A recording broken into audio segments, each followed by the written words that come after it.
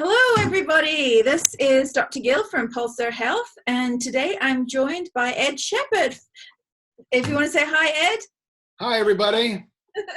Ed is the owner of West Palm Beach Kickbox Club, and it got recently renamed, so that's why I'm struggling with the name a little bit. But he is he's on the Tasty Nutrition Day Thursday instead of Fitness Friday because he's actually certified in nutrition too. He's extremely well-rounded. He is somebody I met last year because he has this amazing gym where there's these bunches of bags and everybody looks badass and you're like, whoa.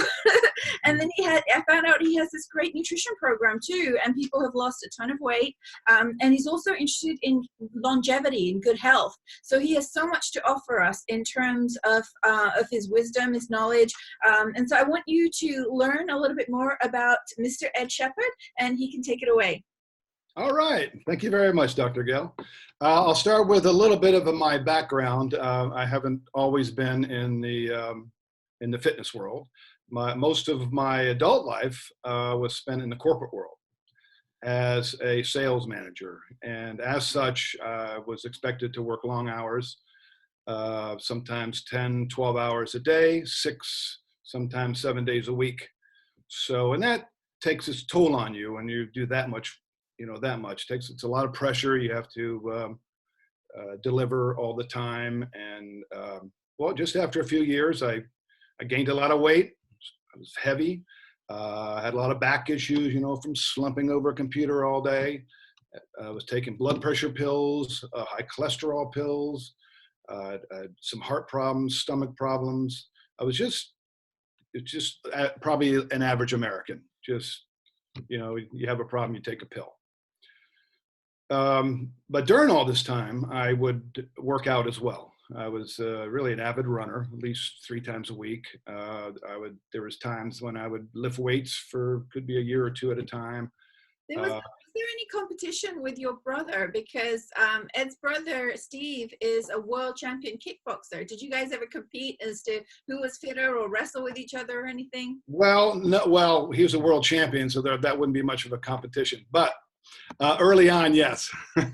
When we were kids, yes, that's what it would always be about. But I took a different path. I took a path, a safe path to make money, obviously. He took the path of being an athlete, which is a big gamble. But for him, it worked out quite well. Actually, for both of us, it worked out well. But we came around in the end. So he became my partner, and it's one of the reasons why I joined. And so how did that? So your health was deteriorating, but you were still exercising. And so how did it come about that you guys partnered up? What happened? Well, I came to a point in my life where I knew that it wasn't sustainable. You can't keep going on forever. They want more and more from you. You get less of a life, and my health was deteriorating. I'm sure a lot of people relate to that. Yeah. A lot of people can relate to that because it's today's life. Yeah. So I decided to make a change, and I was talking to my brother, and I said to him, "Hey, why don't we open up a gym?" And he says, "All right." He was in retirement, and he agreed to do that. And so it was pretty much a no-brainer. I've got to get into kickboxing because it's not kickboxing for competition. It's kickboxing for fitness, yeah. For fitness, for health and fitness.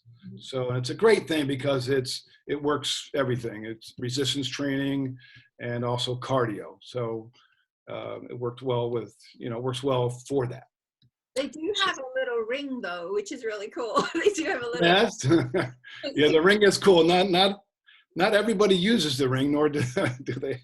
But they have or should they? Body weight equipment too. They have like heavy balls and ropes and. Well, that's where we're a little bit different in that we do circuit training, which is fast training. So you get your heart rate up very fast, which allows you to burn more calories and lose more weight. Like the high intensity training, yeah. Yep, exactly. When I went to your classes, you have a wide range of ages and genders, and so it's absolutely everybody can do to some extent. From a 5-year-old up to in the 70s. Sure, it's a type of exercise because you go at your own pace. Yeah. Most everybody comes because they want to get in shape or lose weight. They're So not. yeah, and you're certified in nutrition by the Institute of Integrative Nutrition. So how did that come about? Was it because people wanted to lose weight that you got interested in it, or was it because you personally were overweight at the beginning of all this? Yes, it's something I've always been interested in. I've always read a lot of books, and it's always a lot of confusing because when I was running, I'd read books on like from Pritikin or Covert Bailey, Fit or Fat. It's all carbs, low fat, low protein. A lot of carbs. Or when I lift weights, then hey, forget the carbs, have all protein. So it's all very confusing on what to do. And the more you read, the more there's probably thousands of diet books And been written. every one of them is so convincing. You're like, this is Everyone, they all have their scientists who back it up, and they all have and they probably all work. I mean, they sell millions of them, for a reason. They probably do work. well, They just don't work forever. They're exactly. not the same. And not forever and not for everyone. I mean, we're all so different. What works for me is probably not the same thing as what works for you. And so it's hard for people to figure out, okay, what is the thing that works for me? But you've experienced like teaching people how to lose weight. So how do you go about it? Well, there's some basic rules, but certainly what you said.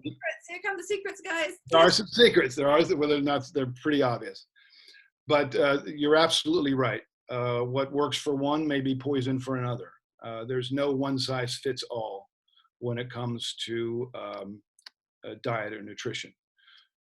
Diets per se, unless they're a lifestyle change, so you can't just concentrate on one area forever.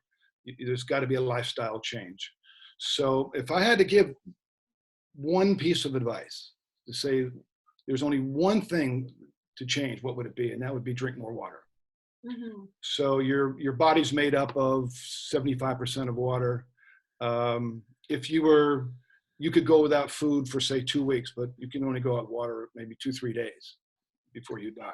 And that the water thing is really interesting because there have been some controlled studies and things that show that having things that are drinking water before meals, like 1 or 2 cups before meals, or having things that have a lot of water in them, like a lot of vegetables can be 80-90% water, though filling your stomach with those things does result in weight loss. And so the water thing I think is huge, especially because a lot of us don't make time to drink. I do have some right here. I'm going to drink some. Do you have some? Always have water. Well, that's true. And also sometimes you think you're hungry, but you're really dehydrated. You're thirsty. So a lot of times if you're hungry, you can just drink water. So water's the key. Like tea, coffee, sodas, they're not the same, are they? Well, they don't. I wouldn't say coffee or tea counts because they really dehydrate you. So, but like you said, the vegetables do. A soup. There's nothing wrong with drinking tea or coffee. But still water in itself. So certainly, if you're drinking water, you're not drinking soft drinks, which is of course on the other end of the spectrum, the worst thing you can do. So drink a lot of water. And then I have what I call the 90-10 rule, and that is 90% of the time, eat right. Eat what is correct, what you should eat. 10% of the time, you can have anything. So this way you're not a failure if you end up and you eat some potato chips or, whatever. I had Oreos earlier today. That's okay. But if it's called crowding out. The more of the good stuff you eat, you don't have room for the bad stuff. So 90-10 rule. And by 90-10, do you mean 10% of your calories or 10% of like the volume, or like what is that 10%? Well, I certainly wouldn't suggest anybody count calories. It's just not doable. So you don't have to worry about any kind of counting calories. Just 90% of the time when you're eating something, make it the right stuff. Okay. Make it the good stuff. And 10% of the time, it's okay. if you don't. Um, that may mean for you if you are vegetarian, and maybe have a little piece of meat occasionally, and that's part of it. But whatever for you, whatever is not right for you, it doesn't mean no, you shouldn't eat 10% of the time eat Snickers bars. But you know what I mean? It's just it's called, again, crowding out. Mhm. So next is eat more fruits and vegetables. Mhm. So that's key, and you can have as much fruits and vegetables as you want. What kind of ways do you recommend eating the vegetables? What are there any, like we had a Lenore Nolan Ryan on last week who gave us a great stir fry example. But what kind of ways do you recommend people work in those vegetables to their diet? Well, when you're probably talking more about what gets you the best nutrition, the value of nutrition, and yes, lightly cooked or raw would be get you more of the nutrients. Although Uh, I have heard that having spices can also help you lose weight, especially garlic powder, ginger powder, cayenne pepper, black cumin. Those have all independently been shown to lose weight. So you could stick those in with your vegetables somehow. Absolutely, there's micronutrients. We don't know all the things. There's so many combinations and of what. Um, but for me, it's all good. And then Whatever gets you eating it, whatever gets you liking it is good. what about salad dressings? I know vinegar, like especially apple cider vinegar, has also been shown to help reduce weight. But what about dressings? Like, what kind of dressings do you recommend for the raw vegetables or the salads?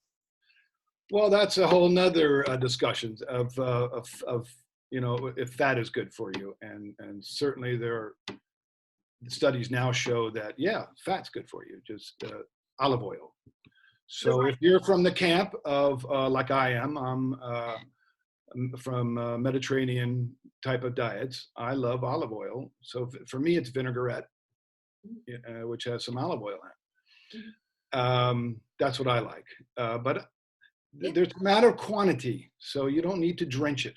Yeah. So there's some tricks you can do if you go to a restaurant and order a salad. You can get it on the side, and then you control it yourself, or you can ask just for light. Not light dressing, that's different, but light on the amount. Okay. So I would say whatever you like. I'm not going to say, you don't need to like overthink it. You don't need to get one particular brand over another. It's again, just eat a lot of fruits and vegetables. Okay. Carbs, there's good carbs and there's bad carbs. So a lot of people say, well, wait a minute, you're eating vegetables, they're carbs. And fruit turns to sugar, you hear. So you hear all those things. Well, everything does. You need energy. So your body has to have carbs for energy. The alternative is protein or fats to eat. So it doesn't matter. Whatever fruits and veggies, eat the rainbow. Eat as much as you can. Yeah, and I've heard a lot of people have criticized the keto diet because it cuts down your vegetables too much if you're following the strict keto plan as opposed to the paleo plan, which has more vegetables in it. But shouldn't really be a reason to limit your vegetables, should there? I mean, surely you No, can. there should be no. And I'm not. I mean, the argument is that's what our ancestors did. A couple 100,000 years ago, and I'm really not from that camp.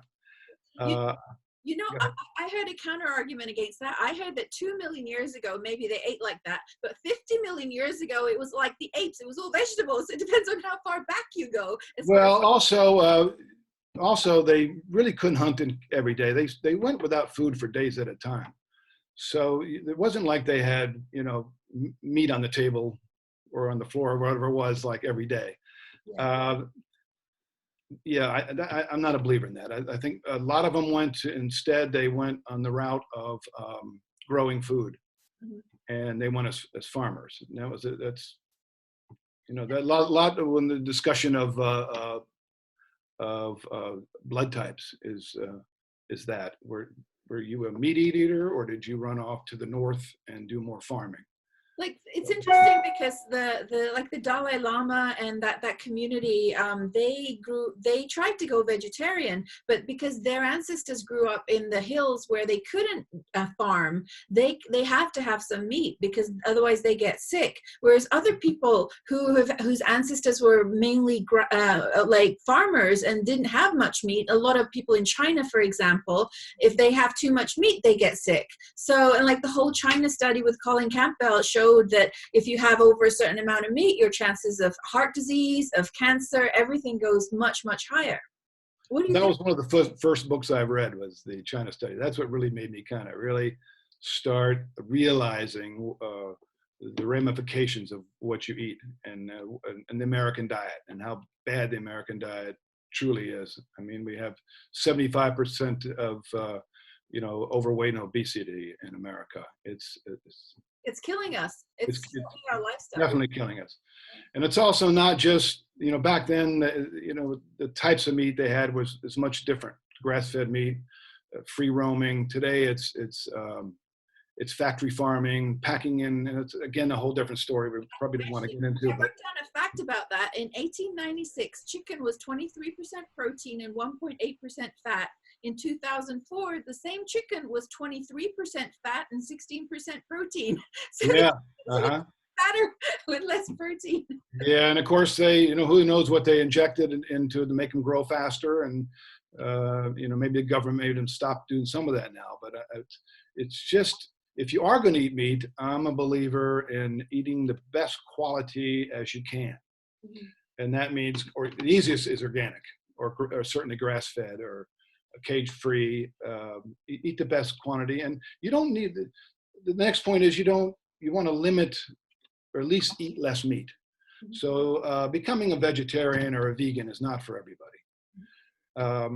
I believe in plant-based diet. So, and that's kind of vague. That could mean you could eat meat if you were eating it 3 meals a day, 7 times a week. Maybe you just eat it once a day or once every other day. So just cut down on meat. It's better for the environment. It's certainly better for you. And going at the China study, kind of proves it. So what should you have instead of the meat? You started talking a little bit about whole grains, or like what, and vegetables. Like what do you do instead? Well, instead of bacon and eggs in the morning, what do you do? Exactly. There's a belief that you need a lot of protein. So especially if you do lift weights, or if you exercise, you need much more protein. The USDA recommends that you have 50 grams a day for a woman and 60 for a man.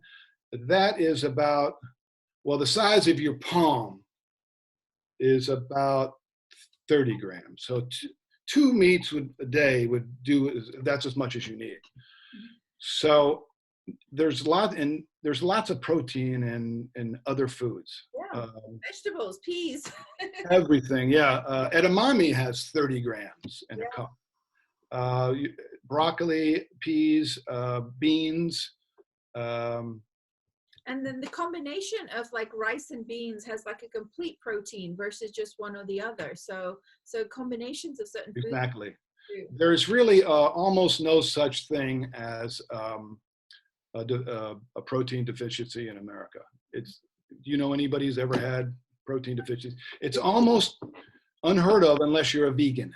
Yeah. And then you got to struggle a little bit. So maybe you've got to have a little tofu. It's not a worry about how you can eliminate or cut down on protein. There are concerns about soy too, like because of the estrogen content and things like that. So I think edamame's, like, I know that some people are saying that maybe like beans and vegetables are a better way to go than soy, and soy and dairy, for example. But it is an adjustment of what ingredients people are going to use to cook. And you do recommend cooking, don't you? I think you mentioned that he gave me a cheat sheet. Yes, well, with cooking you get to control the situation. So it's good to learn how to cook and how to experiment. but if you go out to dinner, there's tricks you can do to, as well. But yeah, cooking is good for you. Like, how did you learn to cook and to change your diet? Like, what was the process, and what's the process you teach people when they come in to lose weight with you? Well, we talk and we find out what they do eat. So I normally ask, so what would you have the last few days? And they break it down, and then we discuss. Again, it's eating more fruits and vegetables, certainly cut down on the meat, and portion control. Portion control is a big thing. And what about timing of food? Well, it depends on what you're talking about. To me, it never was logical that of a timing. When you're hungry, you eat, and that seems like logical to me. You don't need to eat. I worked late at night, so I get home at 9. I'd have dinner at 10, which is not a great idea because then your body is digesting it, and maybe you don't get enough sleep. So if you're talking about maybe being sleep deprived, or if it's affecting your nighttime, you shouldn't eat late. Plus, if you have dinner early and you eat late, you're probably snacking. So, which you want to cut down. So, but as far as how your body works, it's my belief it doesn't matter when you eat. If you want to skip breakfast, like I don't eat breakfast. They say breakfast is the most important meal of the day. And I was always worried about that, but what difference does it make if I eat at 12 or 10? So I don't think it's a problem. I think people write books about, and they come up with these anecdotes of what you should do and what you shouldn't do, and it's usually to sell books. Yeah, I think it's a lot to do with checking in with yourself and seeing what works for you. And like, do you feel good or not good after you eat this or that, or at this time? For example, like if you have carbs, if you eat the right amount, you shouldn't be sleepy afterwards. You should, because your insulin level shouldn't be spiking. It should be like the amount you eat should make you feel like relaxed and sated, not still hungry or sleepy. So I think listening in to exactly what's going on when you do eat does help, and listening to your hunger, listening to your satiety, listening to your own sort of signals, I think is really important. In Japan, they have the 80% rule. I forget, they have a name for it, but I forget the name. But they eat until they're 80% full. So they don't overstuff themselves, because it takes your brain a while to realize that you're full. They say it takes up to a half an hour before it gets to your brain. So yes, it's very wise not to overeat, not to overstuff yourself, and certainly eating rice and vegetables, or you don't get that full feeling as eating meat. So definitely. So I'm not trying to suggest people cut out anything. Just cut down on the bad stuff. Okay. And then you also had this interesting thing about the blue zones, and we're veering off a little bit off weight loss into longevity, into quality of life and length of life. So do you want to tell the guys about blue zones? It was very interesting when you shared that with me. Yes, it's one of my favorite subjects. In going to the school IIN, they had a speaker one time, and his name is Dan Butner, and he gave about an hour seminar, and it was fascinating to me. He partnered with National Geographic magazine. They set out to find the places on Earth where people live the longest. So, and it took years. They spent 4 or 5 years finding out, and they came up with 5 places that these people live 80, 90, into their hundreds. And on the average of 17 years more than the average person, or the person in the country or the city right next to them. So those were in Sardinia, Italy, Okinawa, Japan, Loma Linda, California, Costa Rica, Nicaragua, and Akira in the Greek islands. Those are the places that they found where they lived the longest. And so why that's important is because they trying to find a commonality. What do they have in common that we can all learn from? So we can all live to be 90. And it's not just living long, it's quality of life. It's called morbidity. And morbidity is your final years or months, what it's like. And in America, it's not so good. You're put into a nursing home and maybe your last 2, 3, 4 years are not pleasant. So they don't have that over there. They don't go to nursing homes. They live, they work. They don't even know how to retire. They're always, and they have several things in common. So one thing in common is they all have movement in their day. So they don't belong to, none of them belong to gyms. They just walk. They have movement. Walking is huge. In Europe, we walk a lot more. I grew up in England. Exactly. And look at the different people in France and in Italy. Look how much thinner they are. And you look at Japan. And that's it. They walk. And so whether it's walk, run, go to the store, garden, have movement, and they all do. They also learn how to de-stress. They all have that in common. So everybody gets stress, but you got to learn to find ways to lessen it. So that's important. They all have a sense of purpose. So here, when you get older, they look at you and they go, "Oh, you know, your time is up. You're not useful anymore. Let's just put you in a nursing home." They don't, as I say, they don't do that over there. They have a purpose, and usually it's take care of the grandkids, the great-grandkids, or the great-great-grandkids. Even dog sit. Even dog sit. You have to wake up in the morning, and you got to know that you got a purpose. You got to feel good about getting up, and that'll help you live longer. If you can do that, you'll live longer. They all drink a little bit, so a little wine's good for you. Yay. Yep. And they all are on a plant-based diet, which is what we talked about. So they all eat meat. So they're not vegetarians. They all have some, but on average, they have 5 pieces of meat a month. Not much. Yeah, so not much, about once a week or so. And usually that's on a weekend. It's a Sunday, and it's a small amount. But it's a celebration kind of thing rather than a daily thing. Yes, exactly. I mentioned the 80% rule in the case of Okinawa, where they eat until they're 80%. But they all, and they put family first. They have a lot of friends, and not a lot of. You have to have at least 3 good friends, somebody you can talk to, so you're not lonely, because loneliness is a killer. Yeah. So that's it. So that's what will help you live longer. There was something about if you're married, you live longer too, or if you're with a partner, you live longer too. Yes, that's absolutely true. It's said that you'll live 2 or 3 years longer if you stay married. So and then it's not only cheaper to keep her, it's also better for you. Stay in a committed relationship. I think he's talking to the man out there. And so as far as making the change, you've helped a lot of people lose weight.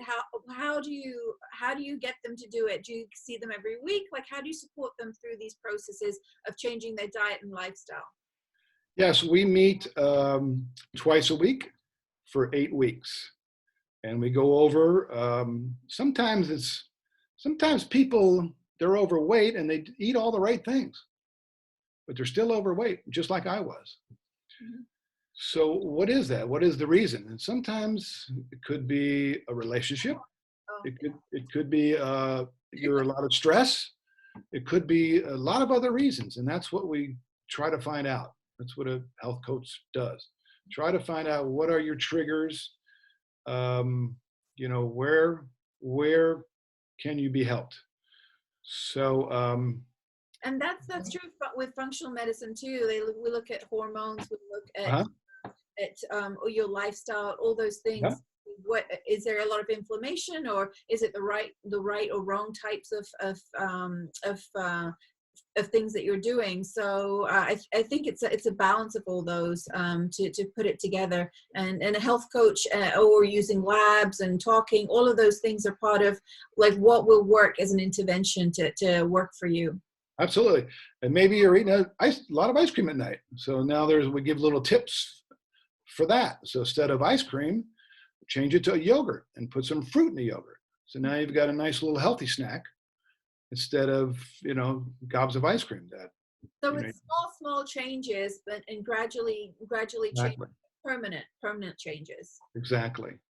And maybe certain things maybe coffee is bad for you. And so maybe it's that. So you have to experiment. So a lot of it is eliminating things for a while, trying things out. Hey, let's not eat this. Let's lay off. Maybe eat a lot of breads or whatever it is. Let's lay off that for this until I see you next week, and see how you feel. So and that's what it's about. Yeah. But it's great to have that kind of support structure. Everyone can do it themselves, but it's great to have an objective opinion and somebody who's seen a lot of people go through the process and can be better sort of pick out what the problem might be, because when you're in it, it's hard to see, Exactly. as to what's working. Right. Well, we are just about out of time. So how can people contact you if they want to get hold of you for weight loss coaching, or just getting fit, or just living a better life? Awesome. Well, my website is the Kickbox Club. So look me up there. And should I give my phone number or now? Or? No, we'll put it on the YouTube description. Okay, good. We'll do that. Yeah. And of course, we can't see anybody right now, but we're coming out of this soon. And yep. And how are you gonna be able to like open the gym up with how just spacing people out more, or what are you gonna do for the gym? I don't know. I don't know because I think people are going to be afraid. Yeah. For a while, so I don't think spacing out is going to be much of an issue for a while. But yes, I think from now, I think the world's going to change, at least for maybe the next year, where people are going to keep that 6 foot distance. Yeah. And I think that's wise, certainly. But we are an open air gym, so open air, they found out, is much good. Better than enclosed. Yeah. But it is a good time to address your weight and your health, because it's not like now to really change your habits. So exactly. That was great. Well, thank you so much. You've shared amazing wisdom and your experience, and we really, really appreciate it. So thank you so much, Ed. Well, thank you. Right. Have a great day. Thank you.